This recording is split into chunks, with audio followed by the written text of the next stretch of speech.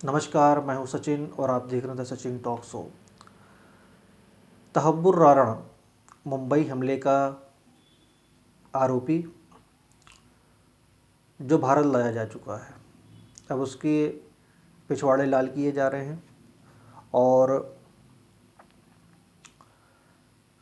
कांग्रेसी और वामपंथी और देश विरोधी ताकतें उन्हें रात में सपने आ रहे हैं कि ये कैसे हो सकता है कि अमेरिका से इतना बड़ा अपराधी एकदम साइलेंट वे में आ गया हिंदुस्तान। ये तो कांग्रेस ने कभी एक्सपेक्ट ही नहीं किया था। कांग्रेस की तो आदत है, कांग्रेस वामपंथी देश विरोधियों की तो आदत है कि देश के लोग मरते रहे, हमारे आतंकवादी सुरक्षित रहें।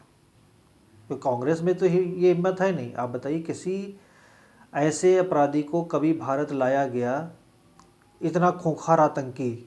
आप समझिए कितनी बड़ी जीत है जिसके बारे में कोई भी कांग्रेसी, कोई भी वामपंथी, कोई भी देश विरोधी आदमी बात नहीं कर रहा है। खाली एक उद्धव ठाकरे का जो बेटा है आदित्य ठाकरे, वो कह रहा है बीच चौराहे पर इसको फांसी देनी चाहिए। क्यों कह रहा है उसका भी एक कारण है, क्योंकि वो मुद्दा मुंबई से जुड़ा हुआ है और मुंबई जो है वो शिवसेना के लिए एक रणभूमि है। मतलब उनका मेन होल्ड मुंबई है, तो उसकी राजनीति वो करते, मुंबई की राजनीति। तो इसलिए उन्हें बोलना पड़ा, नहीं तो वो तो कांग्रेस के साथियों के साथ हैं। कांग्रेस के साथ है तो उनकी तो हिम्मत ही नहीं पड़नी चाहिए ये बात बोलते हुए। फिर भी वो उसका क्रेडिट नहीं दे रहे हैं। अब देखिए कितना दोगलापन है हमारे देश के नेता। चुल्लू भर पानी में डूब मरना चाहिए ऐसे नेताओं को, जो भारत माँ के शरीर पर इतने घाव देने के बाद भी इन नेताओं के मुंह में कैसे ये बात आ जाती। मैं तो यही सोचता हूँ कि कितना गिरा हुआ, कितना हमारे देश में ऐसे नेता भी हैं। इजराइल में होते तो अब तक निपटा दिए जाते। तो शिवसेना के नेता बोलते संजय राउत कि इसको बिहार विधानसभा चुनाव के दौरान फांसी दी जाएगी। वो ये कहते हैं कि बिहार विधानसभा चुनाव में इसका बीजेपी यूज़ करेगी। अरे भाई, अभी कौन सा चुनाव चल रहा है जो तहव्वुर राणा लाया गया? अभी कौन सा बीजेपी अपनी जो है सीटें, क्या इसके आने से कोई भी चुनाव, कोई भी विधानसभा चुनाव या कोई भी लोकल बॉडी का चुनाव इम्पैक्ट कर सकता है? आप सोचिए किस लेवल की ये लोग बात करते हैं। मैं तो इन लोगों की बातें सुनकर इतना अचंभित हो कि ये हमारे देश के नेता हैं, पाकिस्तान या चाइना के नेता हैं, कहाँ के नेता हैं ये? कभी कभी तो डाउट होता है कि ये चमड़ी इनकी खाली हिंदुस्तानी है, बाकी सब इनका जो है पाकिस्तानी और आईएसआई से कोऑर्डिनेट होता है। आप इनकी भाषा आप खुद सोचिए कि जो भाषा पाकिस्तान बोलता है, जो भाषा हमारे देश के विरोधी बोलते हैं, वो भाषा ये लोग बोलते हैं और हम देख के उनको एंजॉय करते हैं। हम देख के उनको जो है बस देख लेते, कुछ बोलते नहीं हैं। देश की मीडिया जो वामपंथी मीडिया है, मैं आज भी कहता हूँ कि मोदी सरकार आने के बाद मीडिया में कोई बदलाव नहीं आया है।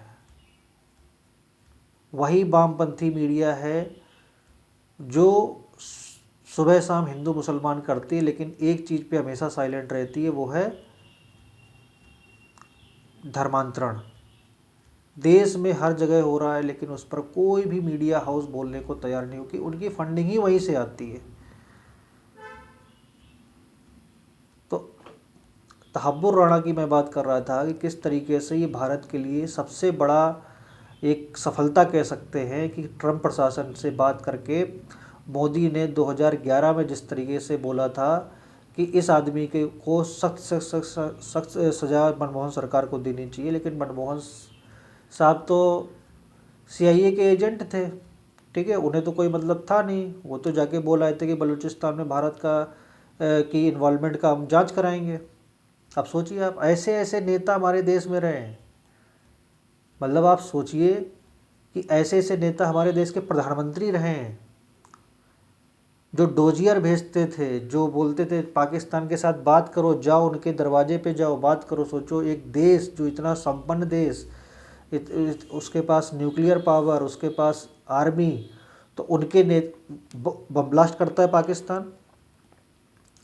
आतंकवादी हमले करवाता है यहाँ पर। उसके बाद हमारी सरकार ये बोलती थी, कांग्रेस की जो देश की सरकार थी, केंद्र सरकार, के जाओ पाकिस्तान से बात करो, डोजियर दो जाके, उन्हें सबूत दो जाके। अब वो हंसते थे वहाँ पर।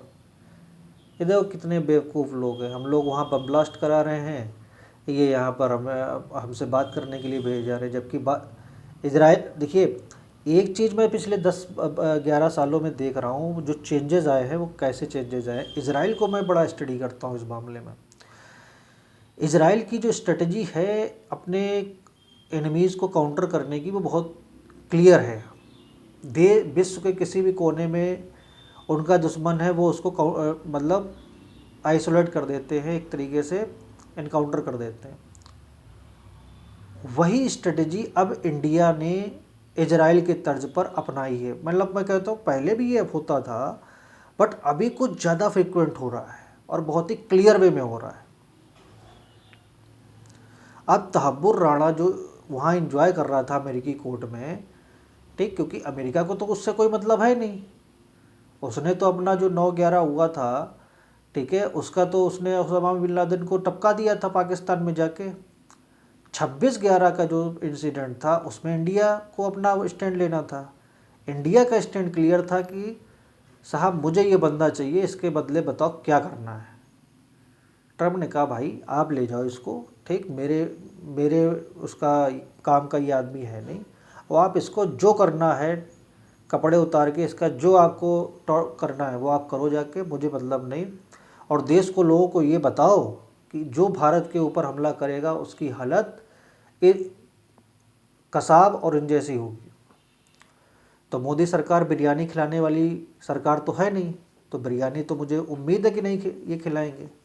अब क्या खिलाएंगे ये शायद पिछले 10 सालों में देश के लोग समझ गए होंगे कि योगी और मोदी सरकार आतंकवादी और आतंकवादियों के समर्थकों के साथ क्या करती है। तो ज़्यादा कुछ बताने की मुझे ज़रूरत है नहीं, अपने दिमाग से ही आप सोच सकते हैं बहुत अच्छी तरीके से। तो तहब्बुर राणा जिस तरीके से लाया गया, ये भारत के लिए बहुत बड़ी जीत है। और इससे अब जो पाकिस्तान में बैठे हुए इनके आका हैं, दाऊद इब्राहिम, हाफिज़ सईद, लखवी, मतलब XY जितने भी हैं, मसूद अजहर, अब इनका टाइम आने वाला है। मैंने एक दिन रिपोर्ट बनाई थी जिसमें कहा था कि सबका हिसाब होगा। जैसे यहाँ यूपी की अगर मैं बात करूँ तो मुख्तार अंसारी अपने आप को यहाँ का यूपी का शहंशाह समझता था, जिसको चाहता था उसको उठा लेता था, जिसको चाहता था उसकी बहन बेटियों को उससे गुर्गे उठा लेते थे। खुला मतलब बनाना रिपब्लिक बना रखा था उसने। क्या हुआ, सिर्फ 5-6 साल के अंदर पूरा पूरा हिसाब हुआ।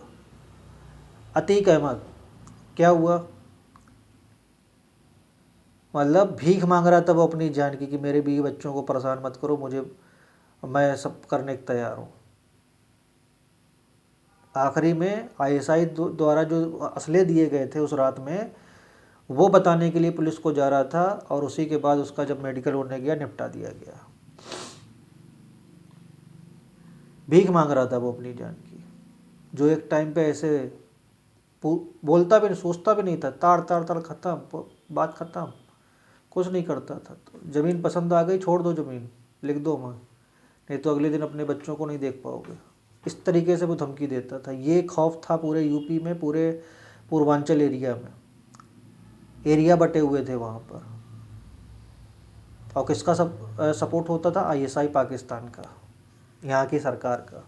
सरकारें कौन सी, बसपा सरकार, सेकुलर सरकार। ये जो इन लोगों ने शब्द बनाया था सेकुलर सरकार, सेकुलर सरकार नहीं, सेकुलर सरकार नहीं बोल सकते उसको। सेकुलर सरकार का मतलब है हिंदू विरोधी सरकार, इसको बोलना चाहिए इसे। हिंदू विरोध के लिए जो भी सरकार वहाँ पर है वो सेकुलर सरकार है। सेकुलर मतलब हिंदुओं का सर्वनाश, बस सिंपल। और जो उनके साथ हिंदू विधायक या जो भी हैं, पंडित, ठाकुर, बनिया, लाला, सब वामपंथी हैं, सब हिंदू, मतलब एक तरीके से धर्म विरोधी कह सकते हो उनको। सिंपल सी बात, नो लाग लपेट, उसमें कुछ करना ही नहीं। भगवान राम के सबूत मांगना, ठीक। कश्मीर में बोलते थे कि अगर 370 हटाए तो यहाँ हिंदुस्तान का झंडा कोई नहीं उठाएगा। आज झंडा छोड़िए, तिरंगा यात्रा निकल रही है। एक चीज़ क्लियर हो गई आज की डेट में, आप समझ लीजिए, अपने दिमाग में इस बात को फीड कर लीजिए। ये लोग सिर्फ डंडे की भाषा समझते हैं। इनसे आप लोकतांत्रिक भाषा से का इनसे उम्मीद करना छोड़ दीजिए 1% भी।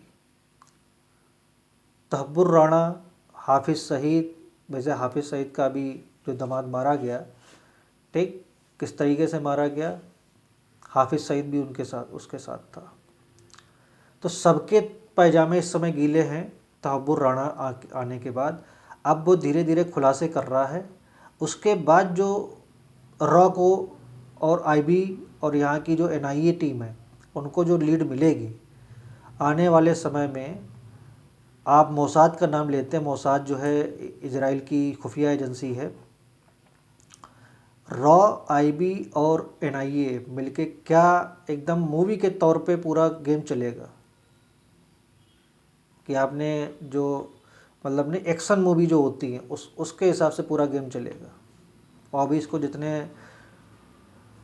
जितनी दवाएं दी जा रही हैं पेशी के दौरान, अब वो तो इंटरनल मैटर है इंडिया का, ठीक है, देखते आने वाले समय में क्या होता है।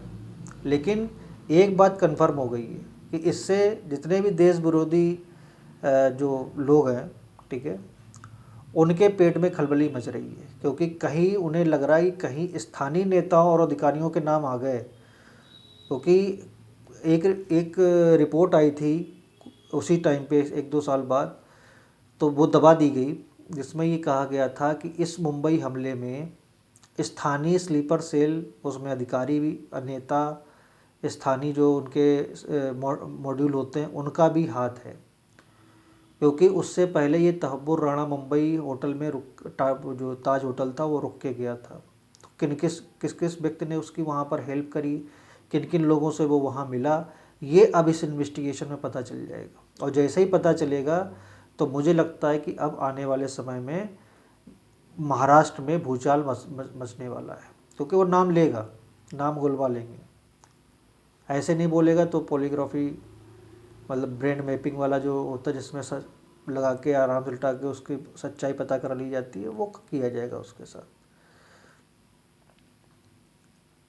तो आने वाले समय में देखते हैं क्या होता है। तब तक के लिए नमस्कार। अगर आपने इस चैनल को सब्सक्राइब नहीं किया तो सब्सक्राइब कर लीजिए। अगर आपको ये कंटेंट पसंद आया हो तो इसको शेयर करिए, लाइक करिए और ज़्यादा से ज़्यादा इसको सब्सक्राइब भी करिएगा। अपने दोस्तों से बोलिए इसको सब्सक्राइब करें, ठीक है। आपके सपोर्ट से ये चैनल चलता है। तब तक के लिए नमस्कार। जय हिंद, जय महाभारती।